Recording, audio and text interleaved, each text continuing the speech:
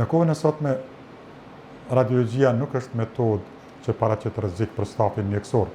Për vetë faktin e zhvillimit të kësaj lëmie dhe e dyta për shkak të rregullave strikte që ekzistojnë sot në mbrojtje të stafit mjekësor. Për shembull, radiologët e vjetër gjithmonë kanë qenë drejt për drejt në fushën e rrezatimit, aty ku është rrezatuar dhe pacienti. Ndërsa në kohën tonë, si rezultati i zhvillimit teknologjik të pajisjeve radiologjike, kjo rrethanë është redukuar deri në maksimum. Kështu që është krejt e zakonshme që stafi mjekësor do të ketë dozimetrat, në mënyrë që çdo muaj të shihet se sa ka qenë doza e rrezatimit. Mirë po, jashtë ambientit ku kryhet ekzaminimi, nuk ka asnjë rrezatim.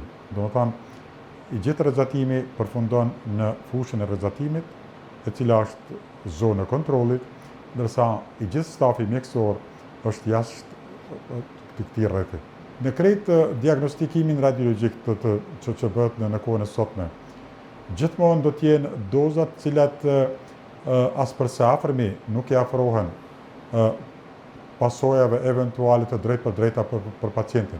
Në qoftë se ne e kryjmë një röntgen të mushkrive, pacienti do të merr një dozë të parafort të rrezatimit, për aq sa një udhëtar do të merr në qoftë se udhëton prej Evropës për në New York me aeroplan.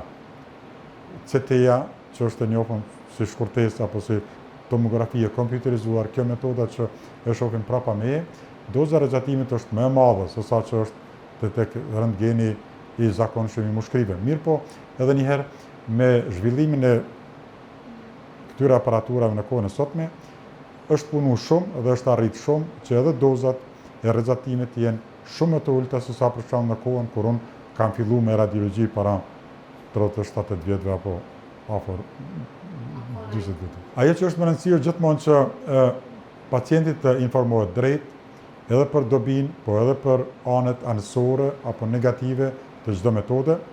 Ne praktikojmë gjithmonë tek çdo metodë apo tek dhënia e kontrastit intravenoz që pacienti të informohet drejt se për çka bëhet fjalë, në mënyrë që ai jetë i informuar dhe ai duhet të vendosë pastaj vetë për metodën metodën e diagnostikimit. E dyta që është më rëndësishme është për shembull që të aplikohen aty ku është e nevojshme dhe ku është e këshillueshme masat mbrojtëse nga rrezatimi. Dhe gjithmonë mbetet rregulla ajo që përmendëm, që rrezatim sa më pak që është e mundshme, në mënyrë që të arrihet deri te diagnoza. Përvoja jonë në këtë aspekt është e gjatë. Ne jemi prej të parëve në Kosovë që kemi filluar me këto metoda. Për shembull, me rezonat magnetike ne kemi filluar 10 vjet përpara Qendrës Klinike Universitare të Kosovës, që është e pazakonshme për vende të tjera dhe vështirë e imagjinueshme për vende të tjera. Mirë po fakt është, ne domethënë afër 10 vjet kemi filluar me rezonat magnetike më herët se sa Qendra Klinike Universitare e Kosovës. Në të njëjtën kohë ne kemi filluar me CT, domethënë më njëherë pas luftës, kur kemi filluar me rezonancën me ordinancën tonë radiologjike në shkurt të vitit 2000.